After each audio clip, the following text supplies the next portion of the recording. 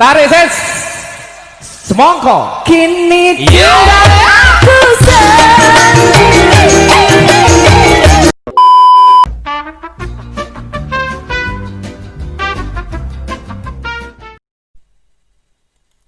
Assalamualaikum warahmatullahi wabarakatuh.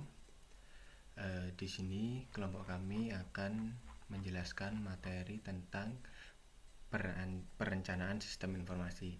Sebelum itu saya akan mengenalkan anggota kelompok kami, yaitu ada Rizky Isa Prasetya, Sahrul Iza Firmansyah, Doni Bagus Priambodo, Nadia Tabrina, Putri Setiawan Dasari, Fuad Zulfikar Isman, Fitri Wardatu Soleha, dan Nur Arif Afandi. Perancangan sistem informasi, suatu kegiatan di dalam menciptakan suatu konsep kerja terpadu antar manusia dengan mesin yang dihimpun menjadi satu untuk maksud dan tujuan tertentu, atau bersama guna menghasilkan informasi yang akurat untuk proses pengambilan keputusan di dalam mendukung fungsi operasi manajemen di suatu organisasi. Perancangan adalah suatu kegiatan di dalam menciptakan suatu kondisi baru atau solusi yang didasari atas evaluasi dari konsepsi yang serasi serta bentuk permasalahan atau kasus yang ada. Sistem adalah seperangkat unsur-unsur yang terdiri dari manusia, mesin, dan prosedur serta konsepsi yang dihimpun menjadi satu untuk maksud dan tujuan tertentu atau bersama. Informasi adalah data yang sudah diolah dan diklasifikasikan serta diinterpretasikan yang nantinya digunakan untuk proses pengambilan keputusan. Tujuan perancangan sistem. Tujuan perancangan sistem sendiri yaitu mempunyai dua tujuan utama, yaitu yang pertama untuk memenuhi kebutuhan kepada pemakai sistem, dan yang kedua adalah untuk memberikan gambaran yang jelas dan rancang bangun yang lengkap kepada pemrogram komputer dan ahli-ahli teknik yang terlibat, lebih condong pada desain sistem yang terinci. Siklus hidup. Dalam perancangan sistem terdapat sebuah siklus hidup, yaitu siklus hidup pengembangan sistem informasi atau System Development Life Cycles yang disingkat SDLC. Secara konseptual, siklus pengembangan sebuah sistem informasi adalah sebagai berikut. Yang pertama, analisis sistem. Menganalisis dan mendefinisikan masalah dan kemungkinan solusinya untuk sistem informasi dan proses organisasi. Perancangan sistem, merancang output, input, struktur file, program, prosedur, perangkat keras, dan perangkat lunak yang diperlukan untuk mendukung sistem informasi. Ketiga, pembangunan dan testing sistem. Membangun perangkat lunak yang diperlukan untuk mendukung sistem dan melakukan testing secara akurat. Melakukan instalasi dan testing terhadap perangkat keras dan mengoperasikan perangkat lunak. 4. Implementasi sistem. Beralih dari sistem lama ke sistem baru, melakukan pelatihan dan panduan seperlunya.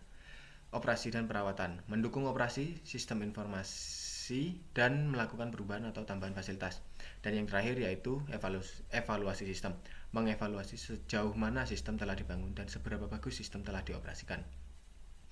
Siklus tersebut berlangsung secara berulang-ulang. Siklus di atas merupakan model klasik dari pengembangan sistem informasi. Model-model baru seperti prototyping, spiral, 4GT, dan kombinasi dikembangkan dari model klasik di atas. Oke. Halo teman-teman, nama saya Sahrul Iza Firmansyah, NIM 171244. Saya akan menjelaskan tentang analisis sistem. Sebelum perancangan sebuah sistem, jadi kita harus melakukan terlebih dahulu sebuah analisa. Dengan analisis akan terlihat apa saja yang dibutuhkan oleh sistem yang akan dibuat nantinya. Nah, berikut adalah beberapa alasan pentingnya mengawali analisis sistem. Yang pertama yaitu problem solving. Problem solving adalah sistem lama yang tidak berfungsi sesuai dengan kebutuhan. Untuk itu, analisis diperlukan untuk memperbaiki sistem sehingga dapat berfungsi sesuai dengan kebutuhan. Yang kedua, yaitu kebutuhan baru. Nah, adanya kebutuhan baru dalam organisasi atau lingkungan sehingga diperlukan adanya modifikasi atau tambahan sistem informasi untuk mendukung organisasi. Yang ketiga yaitu mengimplementasikan ide atau teknologi baru. Yang keempat, meningkatkan performasi sistem secara keseluruhan. Dan juga dalam analisis juga terdapat batasan-batasan mengenai apa saja aktivitas dalam analisis sistem. Aktivitas yang dilakukan dalam analisis sistem harus menjawab pertanyaan umum, yaitu yang pertama ya sistem baru apakah yang akan dibangun, atau sistem apakah yang akan ditambahkan atau dimodifikasi pada sistem yang lama yang sudah ada. Itu tergantung sebuah kebutuhan suatu sistem tersebut. Nah, untuk itu secara detail harus dijawab pertanyaannya. Yang pertama yaitu informasi apakah yang dibutuhkan, yang kedua oleh siapa, kapan, di mana, dalam bentuk apa, bagaimana cara memperolehnya, dari mana asalnya, bagaimana cara mengumpulkannya. Oke, itu mungkin penjelasan dari saya. Mungkin akan dilanjutkan oleh kawan-kawan saya. Terima kasih. Yang selanjutnya adalah proposal analisis. Dalam mengadakan sebuah analisis, diperlukan proposal analisis yang berisi antara lain. Yang pertama adalah definisi yang jelas dan konsisten tentang alasan untuk apa analisis tersebut dilakukan. Kemudian yang kedua, definisi batasan analisis yang akan dilakukan. Kemudian yang ketiga adalah identifikasi fakta yang akan dikumpulkan dan dipelajari selama analisis. Kemudian yang keempat, identifikasi sumber di mana fakta tersebut dapat diperoleh. Kemudian yang kelima, uraian tentang tujuan dan kendala yang mungkin terjadi dalam analisis. Kemudian yang keenam, proyeksi kemungkinan masalah yang akan terjadi selama analisis. Dan yang ketujuh adalah jadwal tentatif analisis. Kemudian yang selanjutnya adalah sumber-sumber fakta yang dapat dipelajari untuk analisis sistem. Yang pertama adalah sistem yang sudah ada. Kemudian yang kedua, sumber internal lain seperti orang, dokumen, dan hubungan antar orang organisasi atau fungsi yang sudah ada. Kemudian yang ketiga adalah sumber eksternal, yaitu interface dengan sistem lain, seminar, vendor, jurnal, buku, dan informasi atau ilmu lain yang berada di luar sistem. Kemudian selanjutnya adalah kerangka analisis. Yang pertama adalah analisis terhadap level pembuat keputusan. Misalnya pada manajemen organisasi. Yang dilakukan adalah menganalisa organisasi, fungsi dan informasi yang dibutuhkan beserta informasi apa yang dihasilkan. Kemudian yang kedua, analisis terhadap flow informasi atau aliran informasi. Maksudnya, mengidentifikasi informasi apa yang diperlukan, siapa yang memerlukan informasi tersebut, dan dari mana asal informasi tersebut.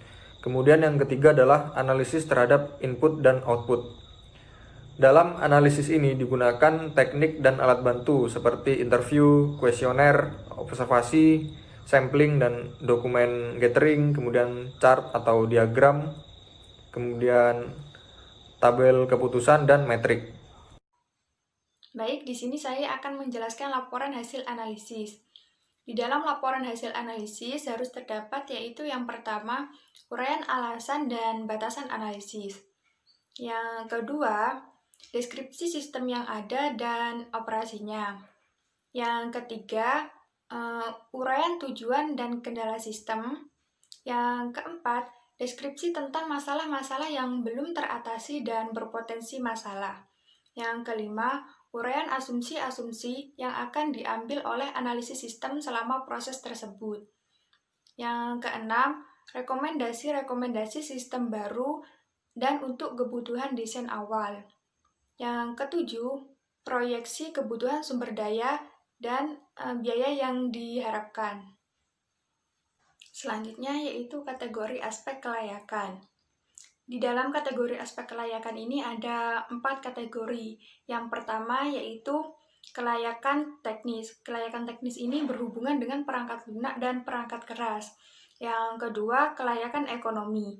Di dalam kelayakan ekonomi ini apakah ada keuntungan atau kerugian. Yang ketiga, kelayakan operasional. Kelayakan operasional ini berhubungan dengan prosedur operasional dan orang yang menjalankan organisasi. Yang keempat, kelayakan penjadwalan. Di dalam kelayakan penjadwalan ini dapat menggunakan model-model penjadwalan, apakah penjadwalan pengembangan itu layak atau tidak. Selanjutnya yaitu hasil akhir analisis sistem. Yang pertama, hentikan pekerjaan karena proposal tidak layak. Yang kedua, tunggu beberapa saat karena masih ada pertimbangan lain. Yang ketiga, memodifikasi. Manajemen memutuskan untuk memodifikasi proposal dengan subsistem lain. Yang keempat, proses dengan syarat. Ada beberapa syarat untuk sebuah kelayakan. Yang kelima, proses tanpa syarat. Semua syarat sudah terpenuhi, proposal diterima, dan proses dilanjutkan ke desain awal. Baik, selanjutnya yaitu tentang perancangan sistem. Analisis sistem itu digunakan untuk menjawab pertanyaan what, sedangkan desain digunakan untuk menjawab pertanyaan how. Desain berkonsentrasi pada bagaimana sistem dibangun untuk memenuhi kebutuhan pada fase analisis.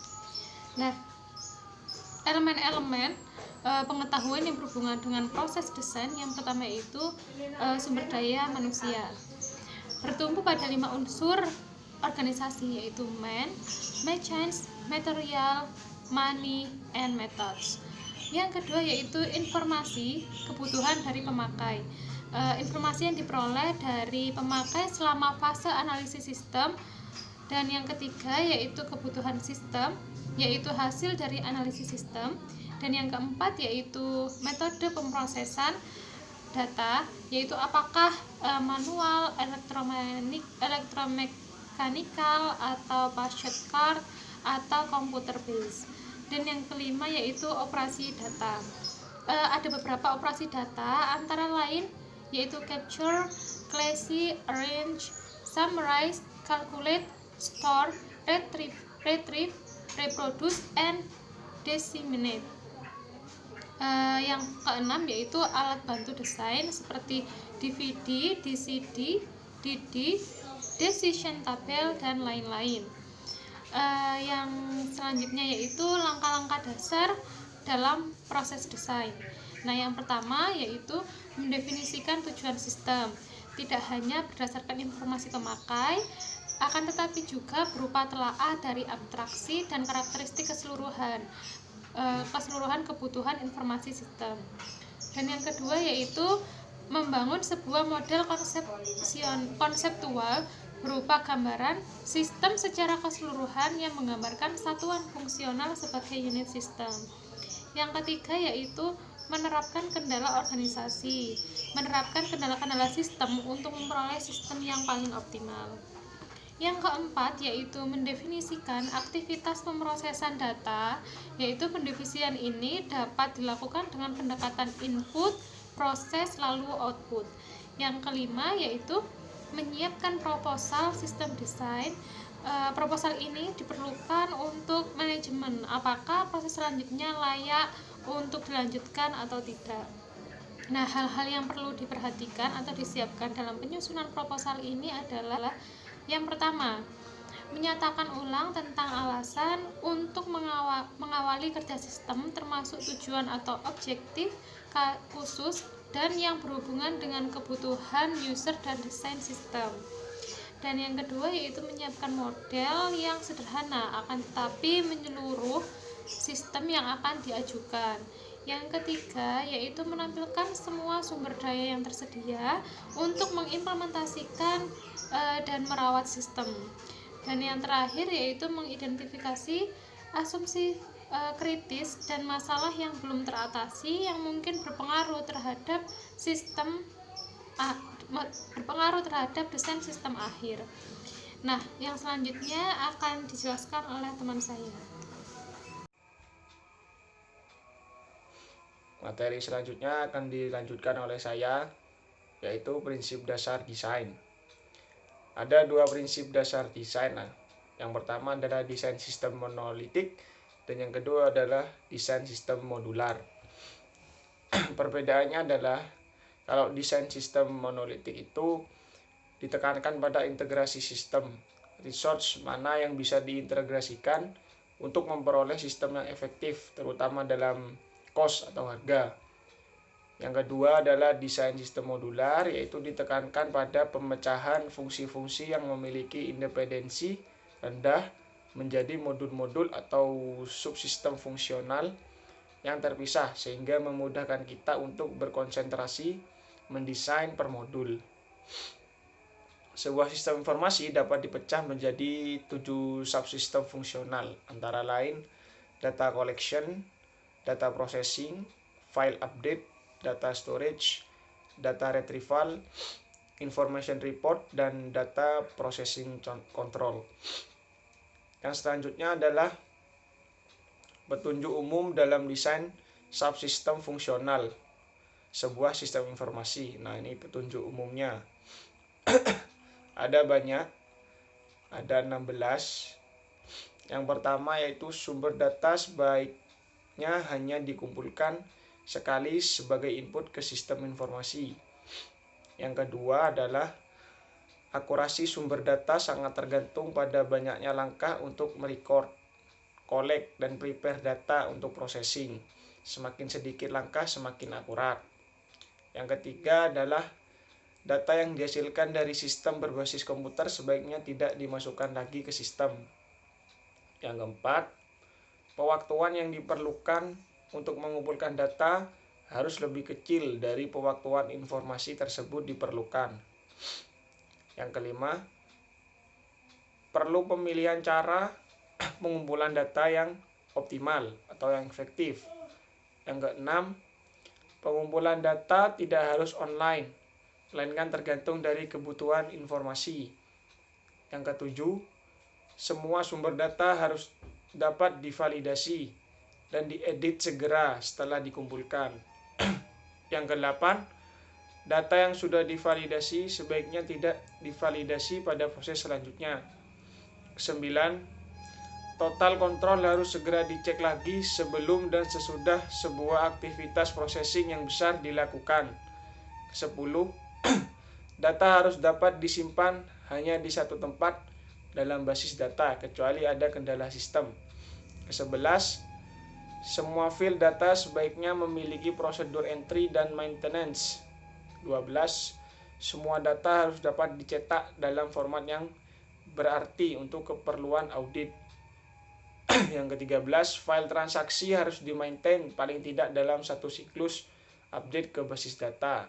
Yang ke-14, prosedur backup dan security harus disediakan untuk semua file data dan field data. Yang ke-15, setiap file non-sekuensial perlu memiliki prosedur reorganisasi secara periodik.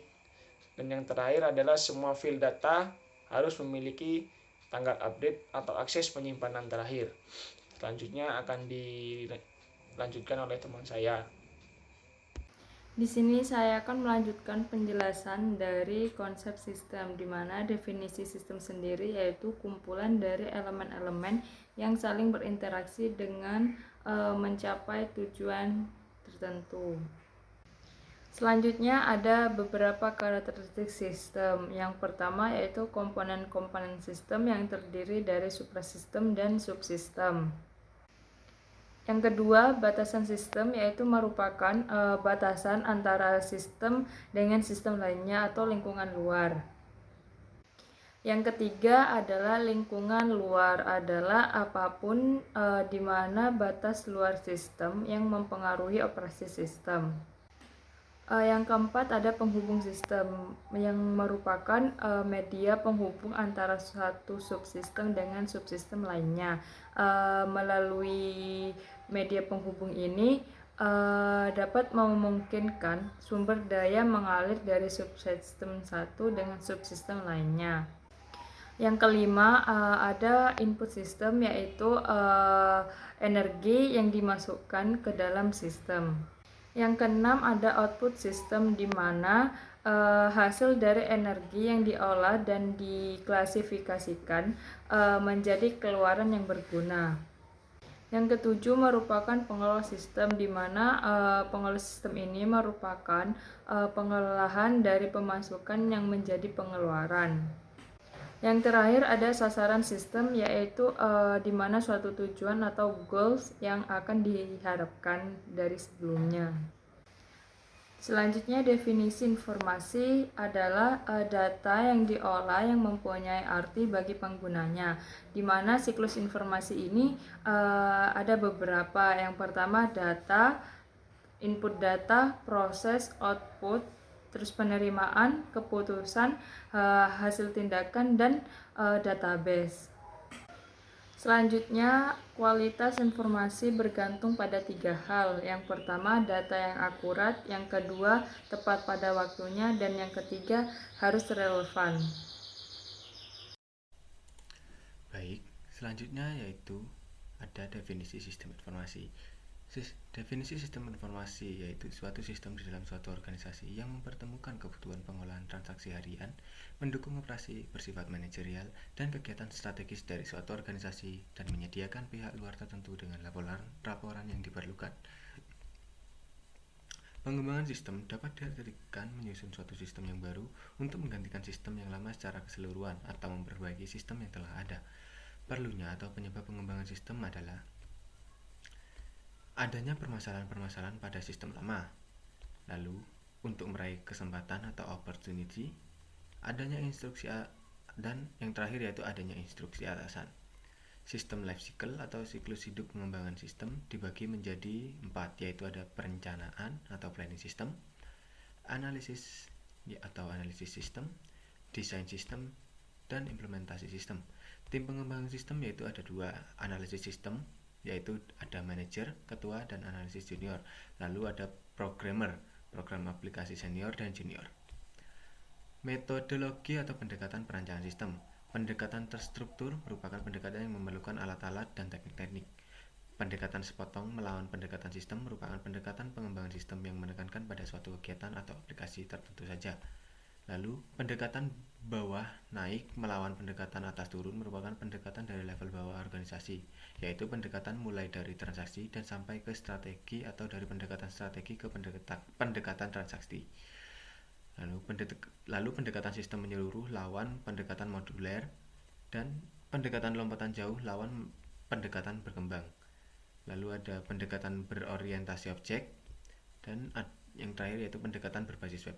Dan teknik alat pengembangan sistem, pendekatan terstruktur yaitu ada hypodiagram, data flow diagram, SADT diagram, Warnier diagram, dan Jackson diagram.